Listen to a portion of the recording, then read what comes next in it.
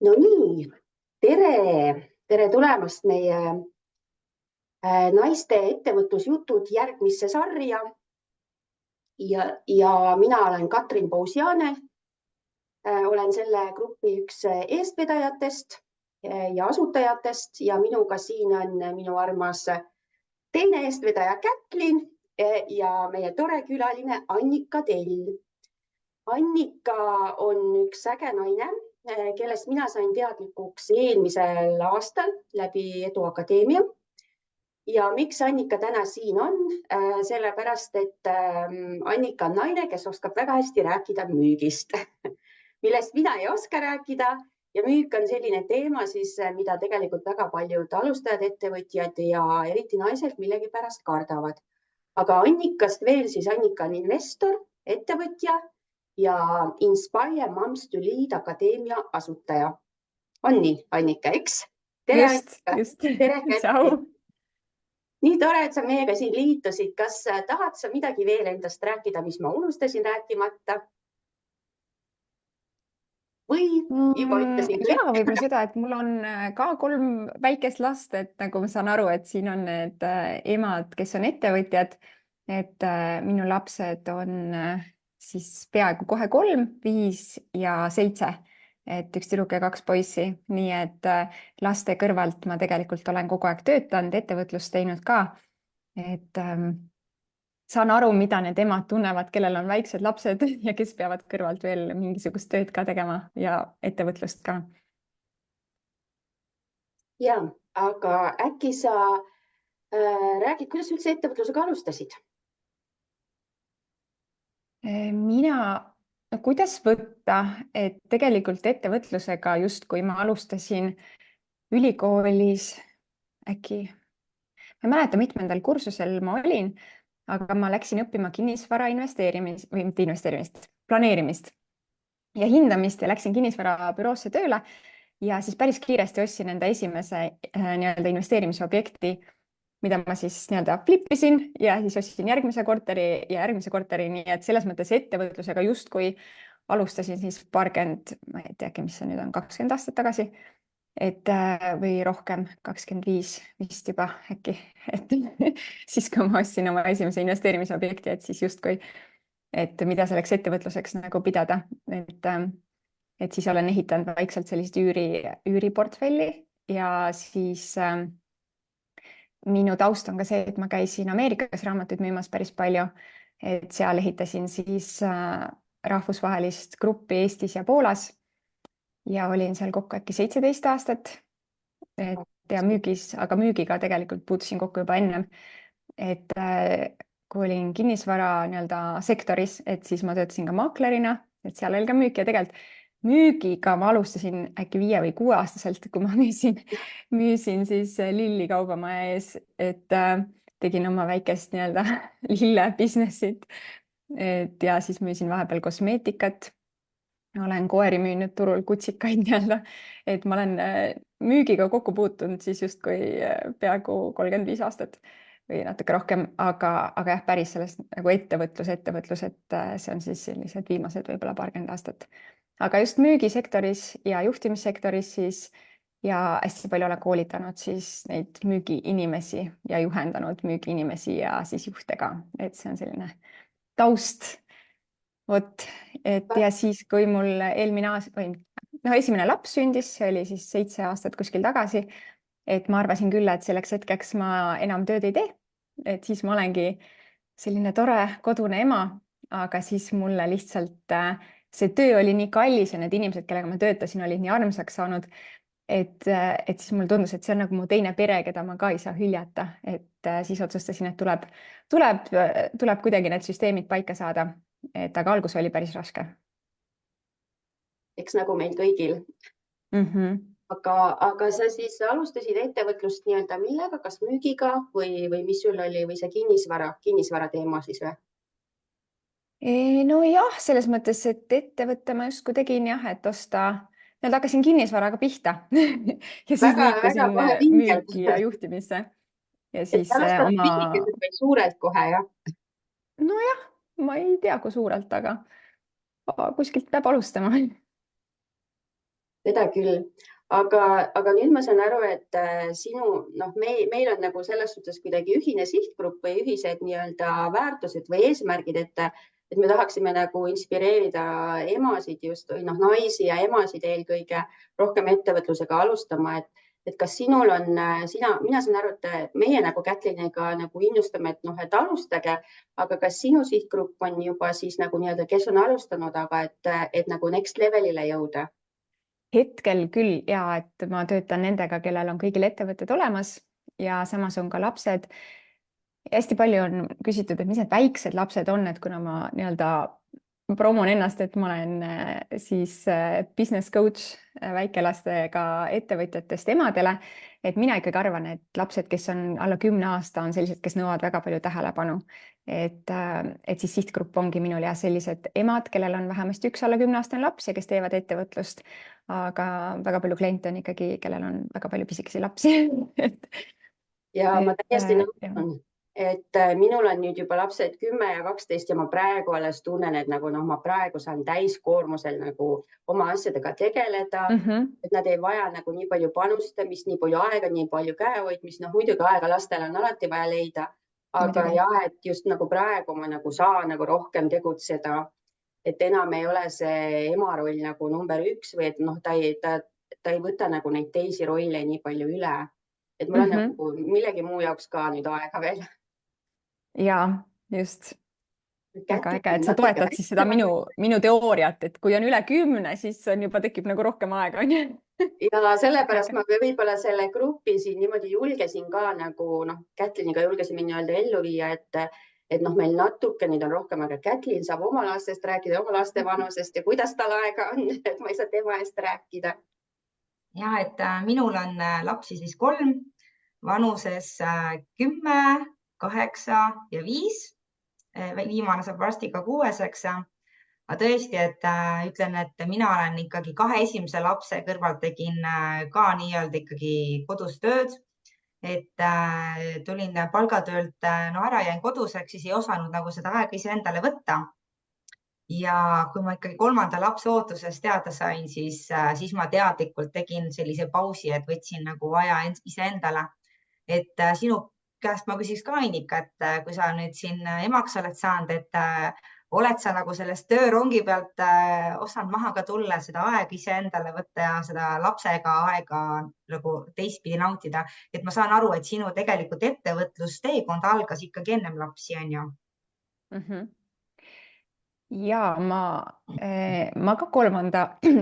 lapsega mõtlesin, et nüüd või mitte kunagi, et ma ikka katsetan ka selle koduse ema rolli ära ja siis pidasin pool aastat vastu ja siis olin nagu hullumise ääre peal ja hakkasin endale kokku ostma igasuguseid online kursusi ja nii edasi, et ma sain aru, et lihtsalt mina isiksuse tüübina olen väga palju parem ema, kui ma teen tööd ja ma ei ole teinud nagu täiskohaga kunagi. Või selles mõttes laste kõrvalt, et justkui ikkagi täiskohaga, aga ma lastega veedan ikkagi päris palju aega ja praegu ka, ega ma ei tööta kunagi, ma arvan, üle 20 tunni nädalas, päriselt ei tee tööd. Et ma lihtsalt olen aru saanud, et siis, kui ma teen ka tööd, siis see sunnib olema väga palju parem aja planeerimises. Ehk siis minu jaoks ikkagi hästi oluline on lastega üks-ühele aega veeta ka ja me teeme nii-öelda date night'e lastega, et on siis nagu ühe pojaga emme nagu pojapäev ja siis teisega ja kõige väiksemaga nii palju ei ole teinud, et vahest ka lähme niimoodi, oleme hotellis olnud 2 ööd ja nii-öelda lihtsalt kahekesi ja samas minu jaoks ikkagi väga tähtis on ka suhe abikaasaga, et ma näen, et lapsed üks hetk tahame või ei taha, aga ilmselt ikkagi lähevad kodust ära ja siis ma ei taha, et see suhe oleks kuskile kadunud, mis meil on, nii et mina oma prioriteedid olen pannud, nii et number 1 on suhe mehega, number 2 on lapsed ja number 3 on töö. Ja kui ma teen otsuseid, siis vastavalt sellele, aga ma saan aru, et ma olen väga palju parem ema ja abikaasa, kui ma teen tööd, et siis ma olen rahulikum, siis ma saan midagi saavutada, sest kodus ikkagi see saavutus kuidagi ei ole nii suur, et väga kaugele õhtuks ei jõua, tood on ikka sassis, et selles mõttes mul on väga-väga suur austus nende emade vastu, kes suudavad olla kodus lastega ja kes suudavad seda nagu päriselt nautida. mina lihtsalt näen, et siis, kui ma teen tööd, siis see hetk, kui ma olen lastega, ma suudan nagu palju rohkem seda nautida, kui see, kui ma kogu aeg olen nendega. Mäletan täiesti veel, mu lapsed veel nii vanad ei ole, et mul tulid järjest lapsed ja kui ma olin 3 aastat ära olnud kodus ja siis mul tekkis juba tunne, et ma olen täiesti mandunud, ma ei oska enam mitte midagi, ma pean ruttu hakkama mingit tööd tegema. Et muidu ma olen täiesti mingid mähkmed, tited on ju. Et seda eneseteostust ja seda töist eneseteostust on ikkagi emadel ka vaja. Ja kahjuks on see, et palgatöötajana seda paindlikkust on ikkagi vähe, et sellepärast see ettevõtlus nagu kõrvalt on väga hea alternatiiv.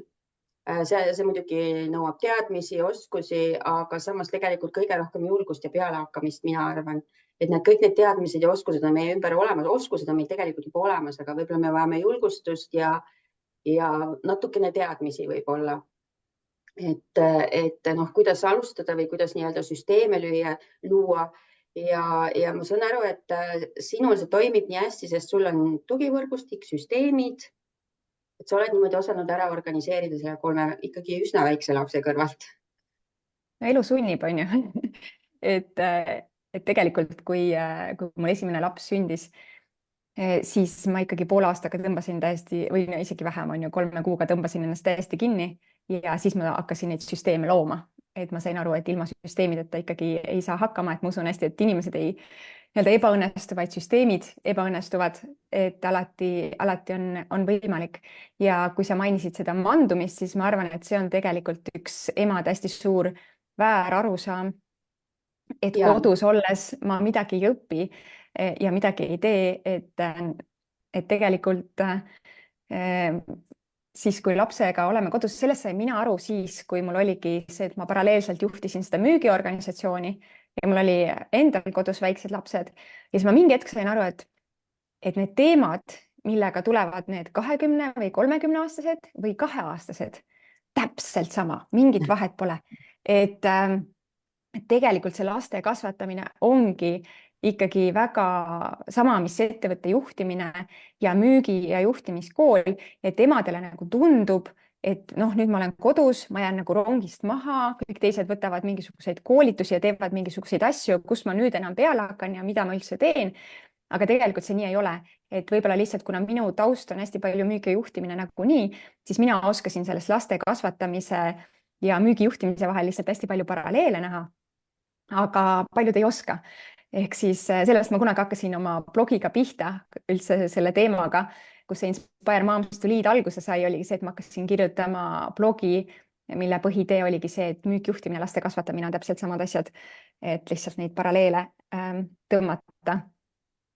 Ja, et me võime nüüd sellest pikemalt rääkida, et see oli meil täna selline teema nagu põhifookus ka, et kuidas sa natukene nagu valgustad seda, et kuidas me emadena nagu tunneksime ennast kuidagi nagu selles müügis nagu ka mugavamalt ja et see tegelikult on, et me tegelikult juba oleme sellest päris head, me lihtsalt ei tea, on ju. Kuidas meil see kodus käib kogu aeg see kauplemine ja müük tegelikult, et müüa lastele midagi nii-öelda ära, et nüüd me teeme seda või et lastele maha müüa nii-öelda või kuidas sina seda näed, et kuidas neid võrdlusi tõmbad? Naturaalselt lapsed on mega head müügis, ja emade töö on siis nagu järgi jõuda, on ju, et õppida laste kõrvalt neid müügioskuseid, sest tegelikult, kui me võtame kas või see number 1 asi, et mis on müügi juures hästi tähtis, on enda entusiasm. Ja kui vaadata lapsi, kuidas nemad üritavad selgeks teha, miks neil on vaja poes seda maasikasõõrikut, on ju, just praegu osta, siis nad suudavad nagu selle nii värvikalt ja nii hästi nagu ära seletada, miks just praegu ja miks just see sõõrik on nii oluline nende päevas. Ja lihtsalt see sära nende silmis ja entusiasm, et seda tasub õppida, et see ongi müügis tegelikult väga-väga oluline asi, mida nüüd emad omalt poolt üritavad vastu teha, on näiteks see, mis nimetatakse choice of two positives, on ju. Et okei, et kas paned, kõik teavad see, kas laps ei taha riietuda, et kas rohelised sokid või sinised sokid. Et me võidame nagu nii, aga et üks või teine, et see on ka selline väike, tegelikult see on müügiraamatutes kirjas, on ju, choice of two positives ja seda emad kasutavad täiesti vaistlikult, on ju. Ja tegelikult see on väga hea jällegi müüginipp, on ju. ja mis ka lapsed vaikselt õpivad, on see, et kuidas selgeks teha, et mis nagu ema sellest võidab, on ju, et ja lastel ka on ju, et kui nad midagi tahavad, et me ikkagi üritame selgeks teha, mis tema sellest saab. Et noh, et kui sa paned ikkagi soojad püksid, on ju, et sul on õues lihtsalt on mõnusam seal lume sees olla, on ju, et sul on hea ja soe. Et mis see lapse kasu on, jällegi väga, see on tegelikult müügipõhimõte, et sa kogu aeg näitad ju kliendile, et mis tema kasu on, mitte et mis mina saan, on ju. Et no ma olen ka siin erinevaid strateegiaid oma lastega kasutanud ja ma näen, et selline raiumine nagu ei tööta, et lihtsalt pane ja tee, vaid kuidagi ikkagi peab neile neid ideid väga-väga peenelt müüma, et mis see nende kasu on, mis nemad saavad sellest, et kui nad mingit ühte või teist asja ära teevad. Et see käib see vaikselt see võistlus, et kes siin parem müügimees on. Aga tegelikult see müügioskus tuleb paratamatult lastega kogu aeg, sest me peame neile lihtsalt kogu aeg ideid müüma. Ja tegelikult need on täpselt samad asjad, millest müügiõpikud kirjutavad. Ja see, mis ettevõtluses on ju, müük on tegelikult number 1, et olla edukas ettevõtja peab oskama müüa oma teenust. No väga lahe paralleel tegelikult, üldse sellele ei mõtle, et noh, tegelikult ongi see, et lastega küll väga hea müügimees oled, on ju, et sa oled mingid strateegiad selgeks õppinud, sa saad aru, mis toimib, aga et kuidagi seda nüüd ettevõtlusesse üle viia, et selle peale nagu ei tulegi, et kuidas sa kas sa need paralleelid oled osanud niimoodi tõmmata, et sa oled nagu nii-öelda selle müügi nagu ennem tegelikult selgeks õppinud ja siis vaadanud, et see toimib ka laste peal või? Just ja ma olen tegelikult lugenud ka, ma arvan, 10 raamatuid laste kasvatamisest. Ja tegelikult need on nagu müügiõpikud ja juhtimisõpikud, et need tegelikult on täpselt sama asi, üks paneb pealkirjaks laste kasvatamine või mis iganes vormis on ju, õnnelikud lapsed ja teine on siis õnnelik klient ja ettevõtte kasv ja mis iganes müügiraamat on ju, aga tegelikult sisu on täpselt sama. Ja mul oli endal ka aastaid oli USA-st üks coach, kellel on endal ka 3 väikest last ja tema ka edukalt väga mitu ettevõtet üles ehitanud ja tema ütles, et tema aastaid ei loe enam ühtegi müügiõpikut või juhtimisraamatut, ta loeb ainult lastekasvatusraamatuid, sest ta rakendab kõiki neid samu asju on ju ettevõtetega. Et see ongi see mõte, et emad tegelikult juba ongi väga head müügis ja juhtimises, aga lihtsalt tundub, et oi, et mis ma tean või mis ma oskan, et ma olen ju lihtsalt kodus olnud lastega, aga tegelikult kõik emad, kes on lastega kodus olnud, oskavad väga-väga palju ja kõik need samad asjad kehtivad. Juhtimises sama on ju, et juhtimine tegelikult rajaneb ju suhetel oma töötajatega ja kõik on erineva iseloomuga ja ma arvan, kõik teavad, et ei saa nagu sama asja raiuda kõigile, et see ei tööta. Et lastega on ju samamoodi, et tegelikult samad asjad ei tööta kõigil lastel, neil on kõigil oma iseloomud, oma erisused, et see oskus nagu navigeerida seal vahel, see on tegelikult puhas juhtimisoskus. Et noh, ühele lapsele see on ju, saad ta ühtemoodi need sokid jalga panema ja teise lapse sa saad nagu teistmoodi, on ju, sa lähened talle. Ja samamoodi see ühine visioon pere loomisel on ju, heal ettevõttel on ühine visioon, samamoodi heal perekonnal on ühine visioon, millest nagu lapsed saavad aru. Et täpselt üks-ühele. Äge, et te võite siin, kes te siin vaatate ja kuulete, võite kommenteerida, kuidas see kõnetab, nagu mulle on see küll nagu nii põnev teadmine nagu ja samas nagu tegelikult see on nagu nii loomulik, aga samas ettevõtluses nagu noh, me tihti hoiame ennast kuidagi tagasi või et see tundub nagu noh, see müük on nagu tihti kuidagi nagu kas negatiivse varjundiga või see et millega see nagu seotud on, kas sa oskad nagu öelda, et siin meie grupp ka, meil on siin väga palju inimesi juba, ettevõtjad, ma arvan, enamus on ettevõtjad või siis kes tahavad ettevõtlusega alustada. Ma olen mitu korda tegelikult nii-öelda välja kutsunud, et tulge tehke näiteks live, näidake, millega te tegelete, mida te teete, et kohe tegelikult eristute. Et meil on ju alati see mure, et ikkagi kliente võiks nagu rohkem olla ja siis tegelikult see julgus välja tulla nagu, et kas oskad kuidagi nagu nii temasid meil siin nagu julgustada, noh, et noh, ongi see, et tegelikult on see müügioskus olemas ja see noh, iseenda näitamine tegelikult on nii oluline, et kes sa oled nii inimesena kui ka see, et noh, mida sa teed, et keegi ju ei tea. Keegi ei tule sind otsima nagu ja sinu tooteid, teenuseid otsima, kui nad ei tea, millega sa tegeled. Ja absoluutselt. Mis mina ütleks, on müük on lihtsalt see, et me räägime sellest täpselt, millega me tegeleme ja me ise oleme sellest elevil. Et tegelikult ei olegi väga rohkem vaja, et mis me müügiinimestele ka õpetame, on see, et müük on emotsioonide ülekanne.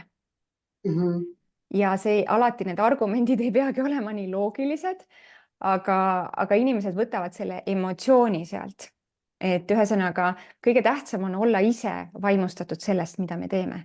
Ja kui me ei ole, siis võib-olla me teeme valet asja. Et ma arvan, et ikkagi võiks endale kõigepealt maha müüa, et see esimene müük tuleb teha iseendale, et miks on see äge. Ja siis, mis see müük ongi lihtsalt see, et ma lähen ja räägin teistele sedasama, mida ma teen ja miks see on äge. Ja mu silmad säravad. Aitab nagu tegelikult seda teist inimest, on ju, et. Absoluutselt, sest tõesti, et kui keegi ütleb, et ja mul on tõesti väga tore toode, ma arvan, sa võiksid seda kasutada.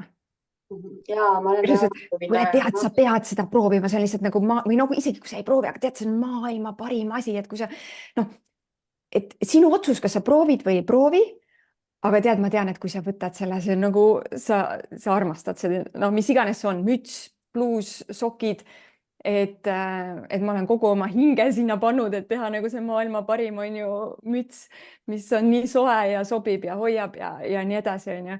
Et see on lihtsalt emotsioon ja nii naljakas, et kui ma ise ka raamatuid müüsin, siis kui ma alustasin, ma ei osanud inglise keelt üldse eriti. Mul oli inglise keel oli väga halb ja ma müüsin ju inglise keeles.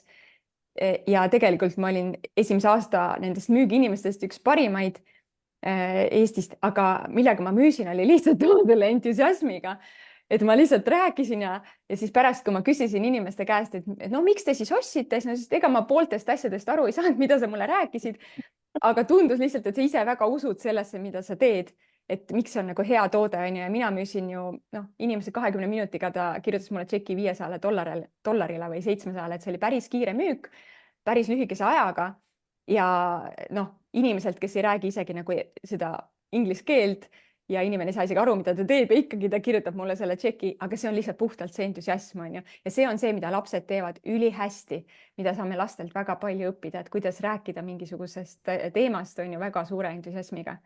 Et see on nagu number 1, et lihtsalt kui sul on toode, millesse sa ise usud, siis lihtsalt räägi sellest ja sa ei pea teadma mingisugust teooriat ega strateegiat seal taga, lihtsalt räägi ja ole ise nagu väga elevil. Ja võrdlus ongi see on hästi loogiline tegelikult. Ja võrdlus ongi tegelikult filmidega ka, et kuidas me mingit filmi nii-öelda kellelegi soovitame, et kui see film sind ei ole kõnetanud, siis sa ei oskagi seda kellelegi nagu edasi soovitada. Et kui film on väga hea, siis kuidas sa räägid juba oma sõnadega, oma nagu välimusega, kuidas sa paned nagu selle hinge sinna sisse, sest sa tõesti tahad seda soovitada, et tõesti mine vaatama seda, on ju. Ja mina arvan, et tegelikult see sõnamüük ongi tegelikult see, mis enamik inimesi tegelikult ju ära hirmutabki, on ju. Et ega ma ju ka, kui ma hakkan filmi soovitama, siis minu eesmärk ei ole see, et ma nüüd mõtlen, et sa nüüd nagu teed seal müüki nüüd kinofirmadele või selles mõttes, et minu eesmärk on see, et sa saad selle toote, sa saad selle kogemuse, mitte ei ole nagu mingisugused rahanumbrid seal taga, et tegelikult see ongi, et me nagu me kõik mõtleme, et me tahame raha teenida, aga tegelikult fookus peaks olema ikkagi see, et kui sina ise seda tarbid, sulle ise see asi meeldib, siis ta ju hea meelega seda edasi soovitad. Et me kuidagi nagu paneme iseenda fookuse nagu valesti, on ju, et tegelikult fookus ei tohi olla see raha teenimine, vaid see, et sa pakud inimestele väärtust. Et see, kui sa tuledki ju toote või teenusega välja, siis samamoodi sinu tegelikult see suurem, miks sa seda teed, ongi see, et sa tahad inimestele väärtust pakkuda. Et kuidagi see müük on nagu kuidagi nii raske energiaga ja siis see ongi, kui sa tegelikult selle raske energiaga läheks seda pakkuma, siis ei tule ka seda kerget müüki. Selles mõttes, et seda tulemit sa ei saa, on ju. Ja eks see energia on see, mis me ise anname sinna, on ju. Ja ma arvan, et see müügi nii-öelda negatiivne kuvand on tulnud sellest, et inimesed on saanud oma elus väga palju halba müüki kogeda. Inimesed ei võta vastu seda iida.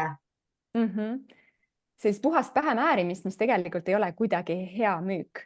Et hea müük on see, et me räägime, millest me teeme, aga me anname inimesele võimaluse valida mõnusalt, et on selline asi nagu buying atmosfäär müügis, ehk siis hea ostukeskkond. Ja kõigepealt tuleb see buying atmosfäär teha iseendale. Et öeldakse, et selline nii-öelda nagu vaene või näljas müügimees nagu haiseb, et kuni see on nagu see, et mul on vaja müüa, et müügiinimesena või ka ettevõtte ja juhina me peame aru saama, et meil ei ole vaja, nagu meil ei ole nii palju vaja seda müüa, kui sellel inimesel on seda toodet vaja osta, sest see on lihtsalt talle hea.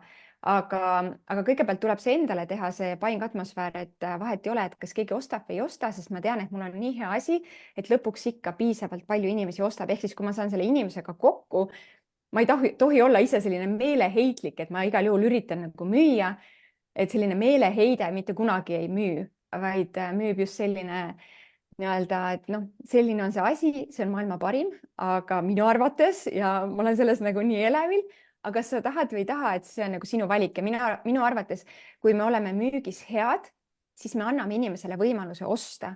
Aga kui me müüki nagu ei õpi, ei tea või ei vaevu nagu sellega ennast, et müügis heaks saada, siis me võtame võimaluse osta ja see on minu arvates ebaõiglane võtta kellegilt võimalus osta ja näiteks, kui ma ka raamatuid müüsin, siis ma teadsin, et ma pean oma müügiteksti teadma, ma pean teadma, mis inimesed, mis need kõige levinumad vastulaused on, mis inimesed ütlevad ja kuidas neid vastata ja tegelikult igas äris kõik te teate.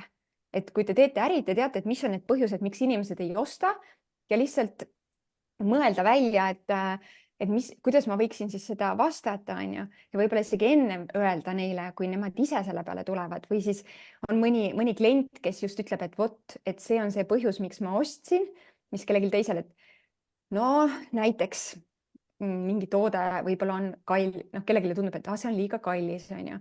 Keegi teine ütleb, et ja, mis mulle meeldib selle juures on see, et ma maksin nii palju, ma päriselt teen seda. Ma päriselt teen selle programmi läbi, sest see oli nagu üle keskmise kõrge hind. Ja tema jaoks on see just nagu põhjus, miks ta ostab, et see on kallis, ehk siis selliseid asju me saame nagu müügis kasutada, aga jah, et kui inimene nagu ütleb, et ja ma arvan, et ma täna ei osta ja ma ütlen, et okei, et siis ta lihtsalt ei tähendab see, et ma ei ole veel valmis ostma, aga kui ma lihtsalt okei, siis see näitab, et mul on ka just suht suva, on ju, et isegi kui ta aru ei saanud, miks see hea on, aga et see on nagu temasid, see on hästi huvitav, kui inimesed näiteks helistavad, müügikõnesid teevad.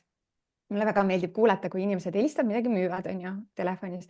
Et siis on nii tore, et kui ma ütlen, et ma ei ole huvitatud ja siis nad ütlevad okei ja panevad toru ära, on ju. Ja siis mul on see, et okei, see ilmselt polnud väga hea toode või nad ise ka ei usu, et see hea on. Mis sina teeksid selles olukorras, kui sulle öeldakse, et ma täna ei osta? Mis see oleks? Ma alati tahaks teada, miks inimene ei osta. Ja see on hästi selline mega lihtne trikk. On, et saad need teada, on ju. Ja tihti nagu müügiinimesena on hästi oluline oskus tegelikult olla vait ja mitte rääkida. Et see on selline vale arusaam, et müügiinimene peab väga palju rääkima. Et räägib surnuks teise poole, on ju. Jah, vaid tegelikult hea müügiinimene oskab kuulata. Ehk siis, kui inimene ütleb, et ma ei ole huvitatud, see võid lihtsalt nagu korrata tagasi, et ei ole huvitatud. Ja siis inimene hakkab alati põhjendama. Ja sellepärast, et ja siis me tegelikult hakkame neid põhjuseid saama teada ja kui me laseme sellel kliendil ennast nagu tühjaks rääkida, et miks ta arvab, et ta ei taha, tihti need põhjused, miks inimesed arvavad, et nad midagi ei taha, on ju põhjused, miks nad peaksid ostma neid asju, on ju. Ja siis nad lihtsalt räägivad, mis üks näide võiks olla, mingi lihtne näide.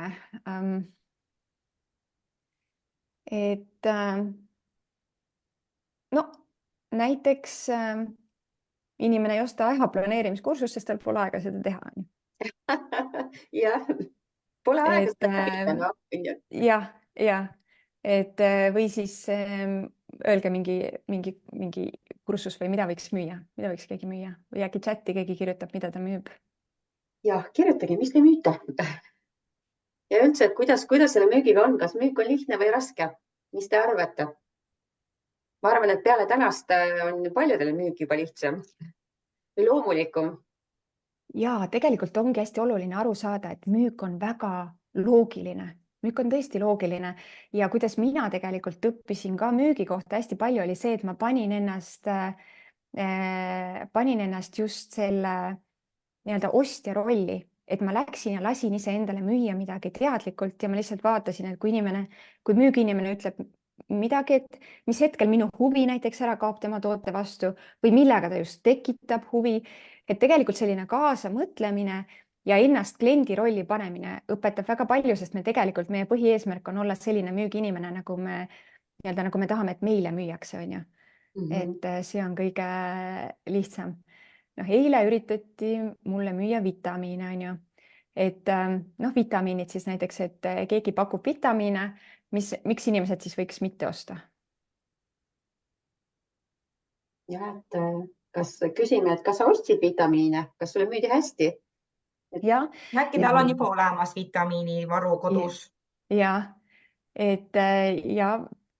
et üks kindlasti vastus on see, mida ma ise ka tihti ütlen nendele, kes neid igasuguseid vitamiine müüvad, on see, et mul on juba varu olemas. No vot, väga hea, see klient kasutab vitamiine. Et selle asemel mõelda oma peas, et et see on nüüd halb nii-öelda prospekt mul, et tal on juba vitamiinid olemas, mõelda oma peas juba, et see päris hea, ma sattusin sellise inimese otsa, kes päriselt kasutab vitamiine, et see on ju väga hea prospekt. Ja sellepärast, et see ei kasuta, see ei osta nagunii. Et temal on see, et mina ei kasuta ja ärge helistage ja kõik, on ju. Ja see on nagu teistpidi, on ju, et siia ma räägiks nagu sellise, kas see on niisugune jutt või anekdoot, et oota, mõtlen, kuidas see täpselt oli, vahet ei ole, kuidas ta täpselt oli, aga idee on nagu selles, et kaks siis müügimeest saadetakse Aafrikasse kingi müüma. Ja siis üks tuleb või võib-olla olete kuulnud, et üks tuleb suht kiirelt tagasi, ütleb, et seal ei saa mitte midagi müüa, sest inimesed ei kanna kingi. Ja teine saadab varsti kirja, et saatke juurde, milline turg, mitte kellelgi ei ole kingi siin. Et see on ka nagu müügis hästi oluline, et kuidas me seda sama situatsiooni näeme, et ikkagi meie enda nagu mindset, et kas me leiame nagu võimaluse või vabanduse. Et tihti jah, need asjad, mis tunduvad nagu vabandused, on tegelikult võimalused, et ka selle vitamiini puhul on ju, et kui hakata uurima, et milliseid vitamiine ta kasutab ja miks just neid ja mis on talle oluline vitamiinide juures, et siis kui ta inimene räägib, et ja ma kasutan seda, sellepärast et see on see ja see on väga looduslik ja et siis on tegelikult hea enda vitamiine just sellest küljest ka tutvustada, et lõpuks need vitamiinivaru saab ju alati otsa. Ja et te teaksite, mis veel turul on, et meil on sellised vitamiinid ja siis, kui inimene on ennast tühjaks rääkinud, siis mis me talle nii-öelda, mis müügiargumente me talle ütleme, on see, mis ta ise meile ütles, mis tema jaoks on oluline, on ju. Et samamoodi nagu lastega, et kui ma tean, et ühele lapsele on oluline nagu kvaliteetaeg, siis ma nii-öelda rõhun sellele mingi tegevuse juures või nii edasi. Et ühesõnaga, kui inimene räägib meile, et põhiline, et kuulame seda inimest ja ta ise tihti räägib, et miks tal on vaja meie teenust. Evelin tõigi nüüd selle näite välja ja ta ütlebki, et ei ostnud just, et varu olemas. Ja siis ta nüüd kirjutabki, et tegelikult oli keeldumise põhjus, kuna pole sissetulekut. Ja siis ta nüüd küsibki, et aga mis müüjana selle korral teha? Kui inimesel ei ole sissetulekut. Et kui põhjus oligi see, et sissetulekut ei ole ostjal. No see on kõige tavalisem selline vastulause, et mida inimesed nii-öelda ütlevad, et mul ei ole raha selle jaoks. Pole raha, pole aega on kaks vastuargumenti. Pole raha, pole aega, on ju. Ja raha puhul mina alati usun, mina ei usu, et raha on nagu põhjus. Et jällegi see on inimese enda peas, sest inimesed alati ju, neil mingisugune sissetulek on ja nad kulutavad selle millegi peale. Ja kui inimesed tavaliselt ütlevad, et neil ei ole raha selle asja jaoks, siis see tähendab, et nad lihtsalt ei saa aru, et see on oluline. Sellepärast, et on võib-olla mingid erandid, kus inimene tõesti on nagu täiesti, ma ei kujuta ette, et tal ei ole nagu sentigi, aga üldiselt inimestel ikkagi mingi sissetulek on, aga nad lihtsalt kulutavad seda asjade peale, mis on neile tähtsad. Ja tihti see, kui inimene ütleb, et mul ei ole raha, siis tegelikult see tähendab, et ma ei ole müüdud, et ma peaksin selle asja peale oma raha kulutama, on see tegelikult seal taga. Ehk siis tavaliselt see ei ole põhjus nagu toru argile panna, aga pigem rohkem näidata selle asja väärtust, sest ütleme ka vitamiinide puhul on ju, kui inimesel ei ole juba raha, siis tal on midagi nagu energiaga, et ei jõua seda raha teenida, on ju, et siis tal tegelikult ongi ju vaja power'it ja energiat, et ta läheks välja ja teeniks seda raha juurde. Et siis see vitamiinid nagu tõesti on ju, ja noh, et Evelin kirjutab, tõesti ei ole raha ja no mõnel inimesel ongi ja üks asi, mida ikkagi hea teadvustada, et kõike ei peagi ostma. Et ütleme nii, et ka parimal müügimehel ei ole 100% closing, nii-öelda, et kõik 100% ei osta ja see on okei, et kõike ei peagi ostma. Aga noh, aga tavaliselt on mingid järelmaksud raha suhtes ja mis iganes on ju võimalik teha. Et isegi no nii makselahendused on sellised, et saab alustada, ma ei tea, järgmine kuu ja ülejärgmine kuu makseid ja nii edasi, aga kui lõpuks tavaliselt on nii, et kui inimene 3 korda, see on nagu põhikuldreegel, et kui ta 3 korda ütleb sama asja, siis see ongi põhjus. Et ütleme niimoodi, et kui ta noh, helistan ja pakun vitamiine talle onju ja ta ütleb, et teate, et mul on varu olemas, et ma ei soovi, siis okei, et ma siis räägin ära, et küsin, et milline varu tal täpselt on ja mida ta kasutab ja mis tema jaoks oluline on. Ja siis ta ütleb, et teate, et aga mul ei ole raha ka nii-öelda ja siis ma räägin, no meil on maksegraafik on ju, et tegelikult võite ka järgmine kuu alustada maksmist või mis iganes. Ja siis ta ütleb, et jah, et tõesti, aga ma tavaliselt, mul hoopis mees tegeleb selliste asjadega. Noh, et siis ta nagu otsib tegelikult põhjuseid, miks meile ei öelda ja me tegelikult ei tea, et kas see on nagu päris põhjus või ei ole. Aga kui ta siis läheb niimoodi, et ta ütleb, et jah, et mul kahjuks see kuu, et mul tõesti ei ole võimalik osta. Ja siis me räägime, et no, et me saab ka järgmine kuu teha esimese makse ja nii edasi. Et kui asi nagu tõesti meeldib, et kas see on ainult raha või on veel midagi, et ei jah, ainult raha on ju. Et saab ka ütleb, et jah, et mul on järgmise kuu eelarve on ka juba täiesti nagu lõhki. Ja siis me pakume veel, et noh, et on võimalik ka võtta nagu selline, ma ei tea, mingi pikem järelmaks ja alustada hoopis 2 kuu pärast ja ütleb, et ei, et teate, et tõesti ka, et isegi kui ma tahaks, mul nagu tõesti ei saa, et ta ütleb isegi senti praegu panna sinna, et ta ütleb nagu 3 korda, ütleb sama asja, siis on teada, et okei, et kas on nüüd põhjus, et ei osta, aga päriselt ta ise usub, et see ongi põhjus, on ju. Et see ka ei tähenda, et alati sealt ümbert ei saa kuidagi, aga siis tõesti see inimene ise nagu usub, et see on see põhjus, miks ta ei saa, on ju. Ja eks see nii olegi, et kui täna on see ei, on ju, siis ei tähenda, et poole aasta pärast see jaaks ei muutu, et võib-olla ka rahaline pool teisel inimesel ikkagi läheb paremaks, on ju. Et ega tegelikult ongi ju see kontakti loomine ja vahest ongi niimoodi, et lähmegi lahku, aga vahetades see kontakte, et ka selles suhtes, et oluline on ikkagi nagu see suhtlus on ju. Ja see, et sina nagu ei taha nüüd otseselt pähe määrida, vaid pigem ongi siis noh, selles mõttes, et läbi toetavate küsimuste ja nagu aru saada, kus inimene on ja vahest ju küsitakse, et kas ma võin sulle hiljem uuesti tagasi helistada või uuesti kontakti võtta, et see ongi, see ei tähenda, et ju süvasti, vaid see nagu jääb kuskil ootele, et järgmine kord siis uuesti kõne uuesti ette võtta, on ju. Ja siin on hästi oluline koht on see, et see alati peab inimesel jääma hea tunne. Et selle kõne lõpus, ükskõik, kas see on siis nii-öelda laivis või on telefonis, aga vahet ei ole, kas see inimene ostab või ei osta, aga tal peab jääma nagu hea tunne sellest kõnest, et ei tohi kunagi niimoodi, okei, siis on ju. Ja küll on ju, tundub, et oma tervisest tõesti ikka ei hooli. Et see nagu hästi ei tööta. Sellist müügiinimest ei ole veel juhtunud. Teil on mind näeb, kui mõni niimoodi müüks.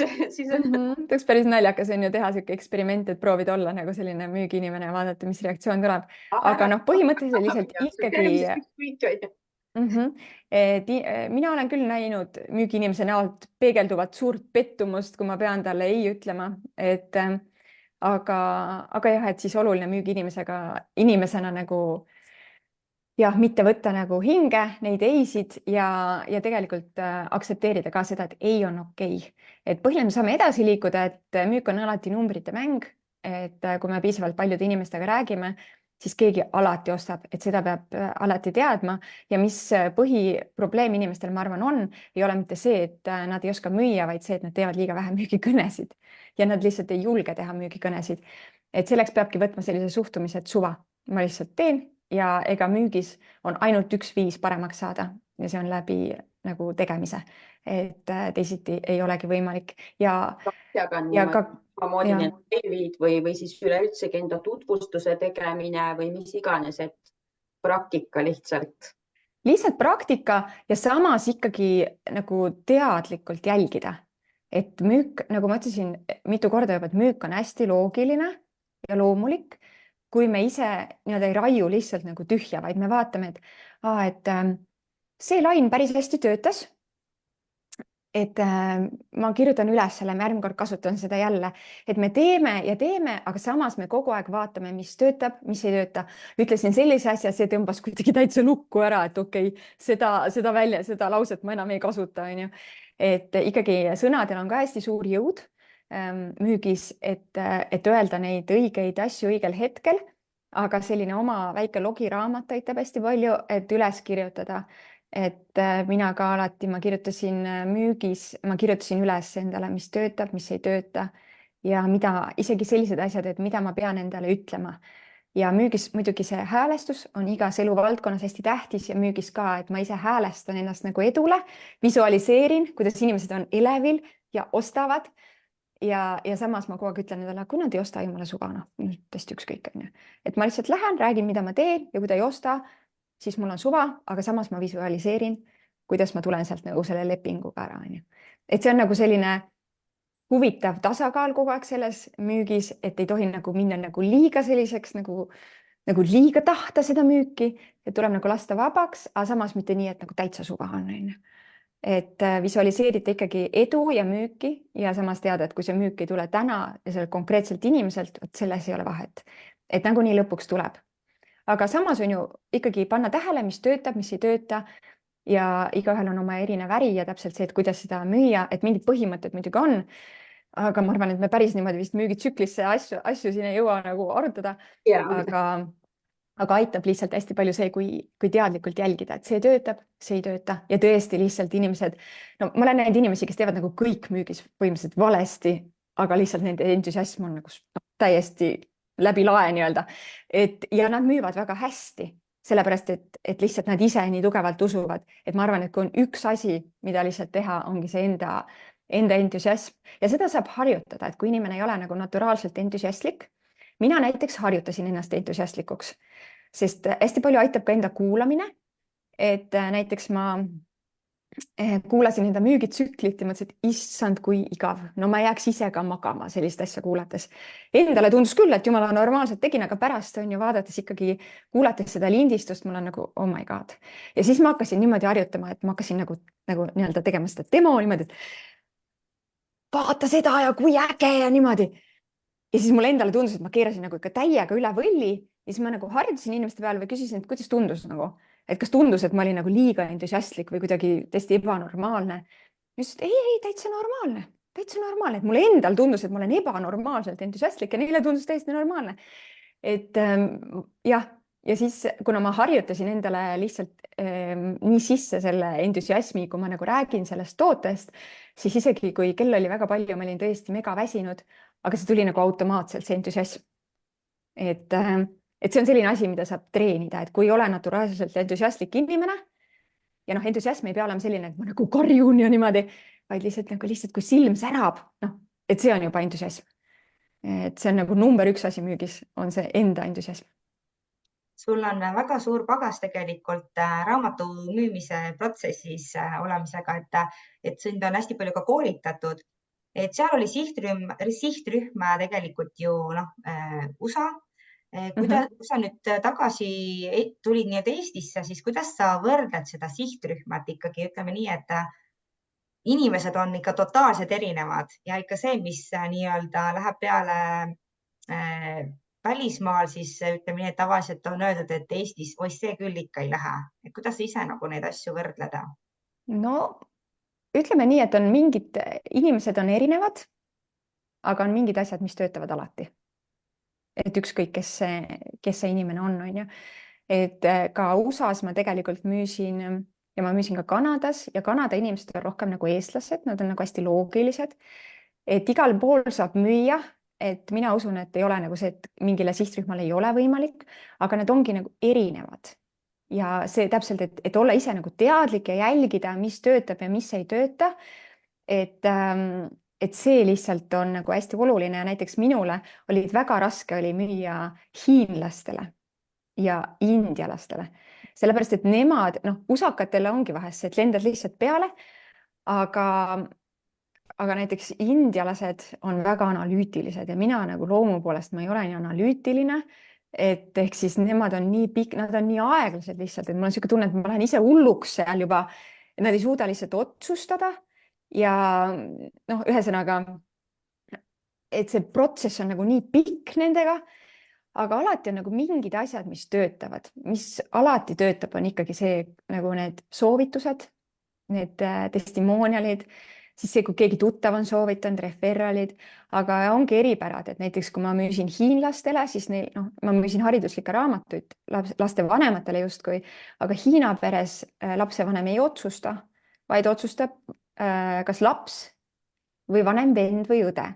Ehk siis tegelikult see ema võis seal köögis süüa teha ja mina lihtsalt istusin ja rääkisin lapsele ja siis tema rääkis oma emale selle juttu edasi on ju hiina keeles ja siis ema lihtsalt tuli ja kirjutas tšeki ja ei olnudki nagu muud vaja, on ju, ehk siis ma pidin nagu selle lapsega ära connect ima, et ma pidin selle lapsega saama sellise hea sideme või siis selle vanema õe või vennaga, kui ta seal oli, aga ema vanemad ei olnud nagu üldse olulised, nad olid nagu kodus, aga ma ei pidanud nendega isegi ühtegi sõna vahetama. Et mis nagu jällegi USA-s on ju, või noh, klassikaline on ju ameeriklane, et tema puhul see on nagu mõeldamatu, et ma räägin lapsega ja ema kirjutab tšeki, on ju. Kuigi lõppkokkuvõttes ostab alati, noh, et see on nüüd see raamatumüügi spetsiifiline, et seal me sinna ei pea minema. Aga ütleme nii, et on jah väga erinevad ja siis on veel, noh, olid seal need mehhiklased, tihti üldse ei rääkinud inglise keelt.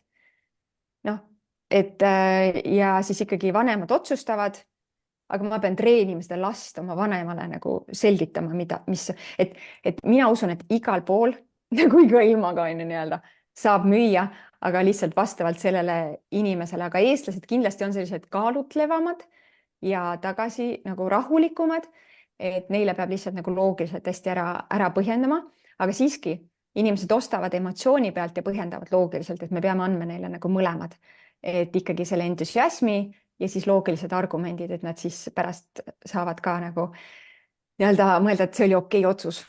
Et tuleb see nii-öelda tavaliselt, kui on suurem ost, siis inimestel tuleb see buyer's remorse, nimetatakse, ma isegi mingi no nagu see, et issand, noh nagu ikka, või noh, et lähen ostan endale, ma ei tea, 1000-eurose kleidi ja pärast, et issand jumal, mis mul arus oli, on ju.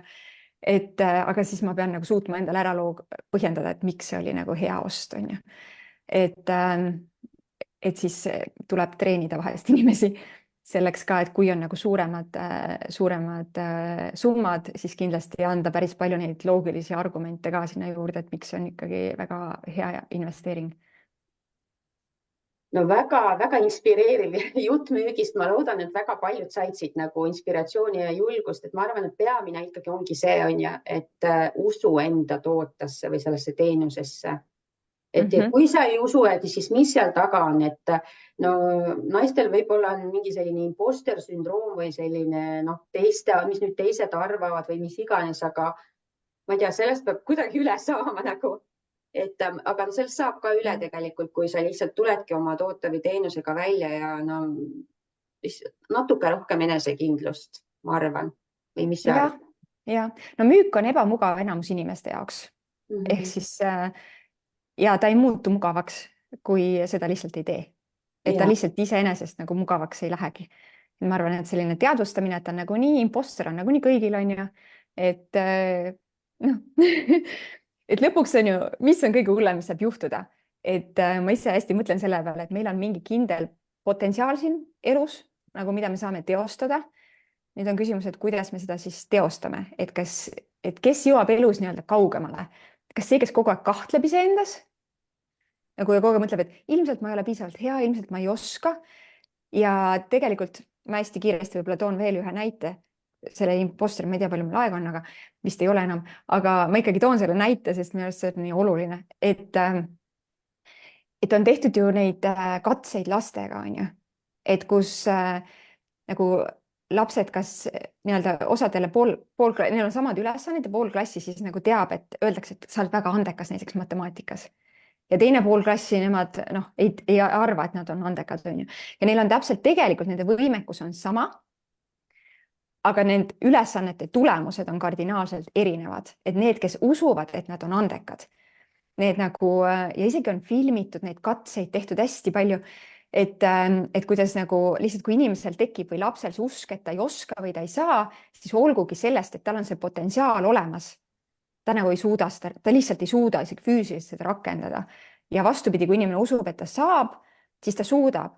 Et selle imposter asjaga on nagu täpselt sama, et kui me mõtleme, et meil on mingi potentsiaal siin elus ja kui me kogu aeg räägime endale, et mis nüüd mina, kes nüüd mina, kas ma ikka saan, kas ma ikka oskan, me ise räägime, isegi keegi teine ei räägi meile seda, vaid me ise räägime endale kogu aeg, siis kuidas me üldse kunagi teada saame, mis meie potentsiaal on, on ju. Aga mis siis, kui unustaks selle imposteri lihtsalt ära, mis siis juhtuks nagu? Et kui ma lihtsalt mõtlen, ma olengi andekas, ma olengi äge, ma olengi kõige lahedam ja ma olengi kõige vingem ja lähen ja teen ja oskan ja saan ja mis siis juhtuks? Et kumb inimene elus jõuab? Mina ka räägin, et me peame ise olema endal need cheerleaderid, mitte nii. Absoluutselt. Mina iga hommik ma seisan peegli ees ja korrutan endale, kui äge ma olen. Et aastaid juba ja see ikka siin, eks imposter vahepeal tuleb, aga siis ma ikkagi jälle lähen ja korrutan endale, kui äge ma olen. Et et ühesõnaga lihtsalt kas või eksperimendi mõttes, et vaadata, mis on võimalik, kui me ei kahtle endas. Kuhu me siis jõuame välja? Annika, sind kuulates ma näen seda, et sa oled teinud müüki enne lapsi ja sama power'iga paned edasi ka laste kõrvalt. Et tihtipeale ma näen ka seda, et naistel on see elu ennem lapsi ja siis elu peale lapsi. Et tihtipeale on see, et elu peale lapsi hakkab nagu kuidas enesekindlus nagu allapoole vajuma, et siis sealt august jälle uuesti taas püsti tõusta. Et sinul seda, mulle vähemalt tundub, et on nagu kuidagi see etapp vahele jäänud. Et mis on see võluvõti? Et kuidas sina oled nagu sellise power'iga edasi pannud 3 lapse kõrvalt ja oled ikka särav ja edukas? Et ma arvan, et üks asi on see, et sa ise iga hommik peegli ees endale ütled neid päästavaid lauseid, aga kindlasti ka see ümbruskond, kes sul on toetav tugivõrgustik, et sinusse usutakse ja toetatakse. Et kas sul on see niimoodi või on sul veel mingi võluvits võtta kuskilt? Mul on see niimoodi. Ma arvan, et mul on elus lihtsalt väga-väga vedanud. Ja ma tunnen, et ma pean seda ära kasutama, et mul on nii väga vedanud. Et ma arvan, et tegelikult väga paljudel ongi keeruline, sest võib-olla nende mehed ei mõista, nende lähedased ei mõista. Ma olen väga palju kuulnud seda ettevõtjatelt, emadelt, et näiteks sõbrannad küsivad, mis sa teed, mis sul viga on? Kas mees ei teeni raha või mida sa rabeled, siis mis sul viga on? Et mul on pigem kõik mu sõbrad ja kõik mu lähedased ja mu mees on kogu aeg toetanud, et see kindlasti on hästi oluline ja sellepärast mulle see kogukondade idee ja mõte ka väga meeldib, et on vaja tegelikult, et olla edukas, siis inimesed väga alahindavad keskkonda. Et keskkond on väga suur tegur sellele, et kas me saame olla edukad või mitte. Et me tegelikult, me oleme küll väga võimekad, me tahame mõelda, et me oleme väga võimekad, aga ikkagi, kui meil kuskil kõrval on kogu aeg need, nii-öelda, et kui sul on peenras on see üks, ma ei tea, ilus roos, aga seal ümber on umbrohi, siis umbrohi lihtsalt mingi hetk võtab seal roosi peenras võimust, on ju. Et siis tuleb see umbrohi nii-öelda eemaldada ja sinna rohkem roose istutada. Ehk siis ma arvan, et ka emadel hästi oluline on lihtsalt leida enda ümber neid inimesi, kes on samal teekonnal, nii-öelda neid säravaid roose enda ümber rohkem ja lihtsalt eemaldada see umbrohi, et tuleb eriti väikeste laste kõrvalt on väga oluline, kus me enda aega paneme ja ei ole mõtet isegi veeta aega inimestega, kes kuidagi meid alla tõmbavad energeetiliselt. Et mina väga-väga valin, kus ja kellega ma aega veedan. Ja et need inimesed oleks siuksed uplifting, et lihtsalt ja ma loen väga vähe uudiseid, ma hoian ennast nagu kuidagi sellises oma nagu kapslis, mullis, oma visiooniga, väga palju ei kuula ja ei vaata, mida teised ümberringi teevad, et see kuidagi ei mõjutaks. et noh, olulised asjad nagunii jõuavad minuni, aga ma ei vaeva nagu liiga palju pead sellega, et mida ma peaks tegema või milline ma peaks olema, milline see ema nagu päriselt peaks olema või mis see ema roll on ju. Et vahepeal ikka tunnen ennast halvasti, kui vaatan, et mingisuguseid ägedaid õhtusööke keegi teeb või mis iganes oma lastele, aga noh, samas ma mõtlen, et mul on jälle teised väärtused, mis ma neile edasi annan, aga keskkond kindlasti aitab väga-väga palju ja no visioon, ilma selleta ikkagi peab olema visioon, et miks me mingisuguseid asju teeme ja mina alati päris palju aega ikkagi mõtlen selle peale, et miks ma midagi teen, ma panen kirja, ma nagu loon selgust endas pidevalt, et mul ei ole raske näiteks hommikul vara üles tõusta, isegi kui unetund on vähe, sest mul on mingisugune eesmärk või mul on mingi visioon või missioon, mida ma tahan teostada.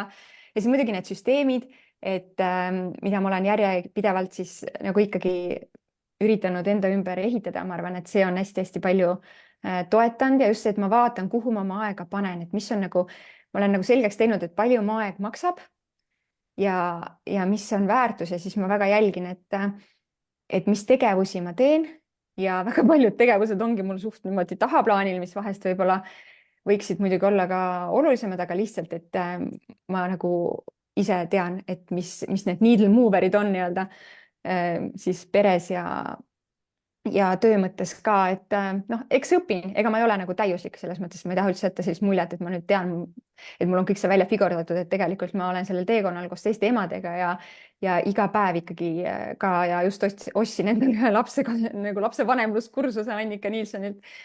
Et ühesõnaga, noh, ikkagi ma kogu aeg ka õpin ja saan paremaks, et mul ei ole see niimoodi, et mul on kõik pusletükid paigas, aga minu arvates see ongi nagu tore neid pusletükke kogu aeg paika loksutada. Ja number 1 ikkagi, ma arvan, et see häälestus hästi-hästi oluline, et ikkagi, kas ma nagu ütlen endale, et ma saan hakkama või ma ütlen, et ma ei saa hakkama ja lapsed on ka, et kas see on nii-öelda, kas me võtame seda nagu kui võimalust või vabandust, et mul on nüüd lapsed, ma nüüd ei saa või siis, et mul on lapsed, mul on võimalus olla neile hea eeskuju just sellega, et ma saan. Ja noh, täpselt, et tegelikult mul on 2 blogi, ma võin jagada, kui keegi tahab, kus ma kirjutasin nagu mingi 10 põhjust, miks lastega koos olemine või no, laste kasvatamine teeb meist väga-väga head ettevõtluses, väga head juhid ja ettevõtjad, et tegelikult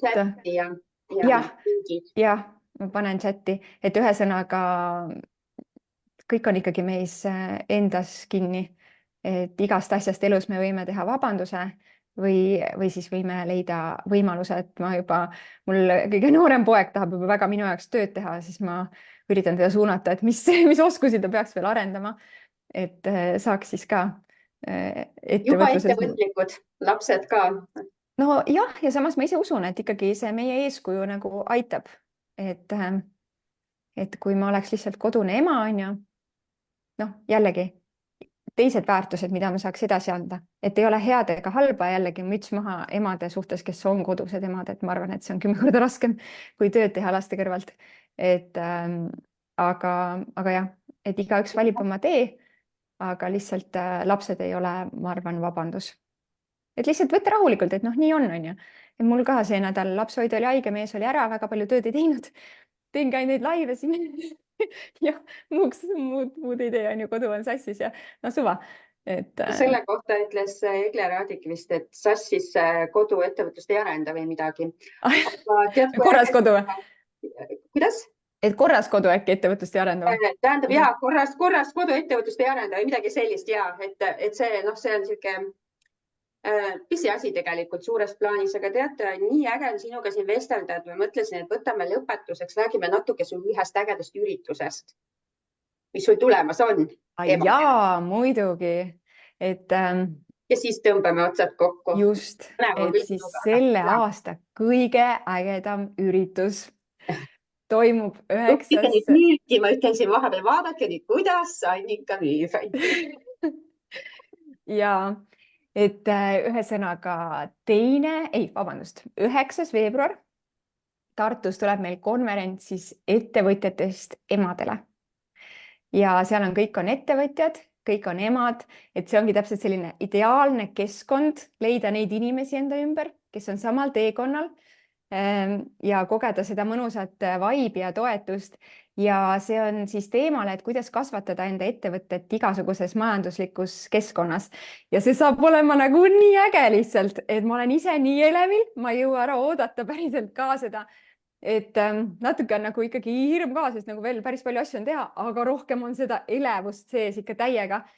Sellepärast, et kõik need inimesed, kes esinevad, olid täpselt sellised inimesed, keda ma südamest tahtsin sinna. Ja meil ei ole kõik emad seal, et ma tahtsingi, et oleks ikka jõulisem energia seal, et on mehi ka, aga fun fact, et kõigil meie esinejatel on 3 last näiteks, nii et ja need mehed, kes esinevad, neil on kõigil ettevõtjatest naised.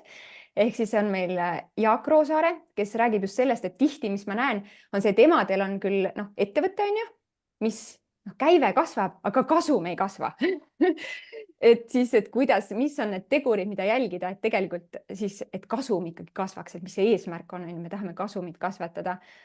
Siis kui ma rääkisin, et kõik on nagu hästi erinevad, et siis meil on seal Kaido Kubri, kellega mina just tegin disktesti ja ma olen täiesti nagu blown away, et jällegi ma olen nii palju muutunud ja lihtsalt Kaido siis seletab, et kuidas vastavalt isiksuse tüübile siis maksimaalselt hästi nagu teha tööd ja puhata, et ennast nagu laadida, sest emadel on ainult need mikrohetked ja ongi see, et aru saada, et tegelikult ei ole, et ei saa nagu anda ühte valemit, et vot niimoodi planeeri oma aega, vot niimoodi sea eesmärk, et isegi eesmärgi seadmine, mis kellelgi töötab ja ei tööta, see on täiesti isiksuse tüüpidest erinev, on ju, et Kaido räägib sellest.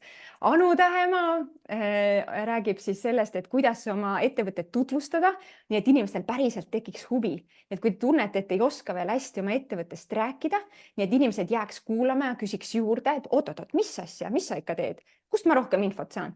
No vot, et siis Anu õpetab selgeks, kuidas seda teha.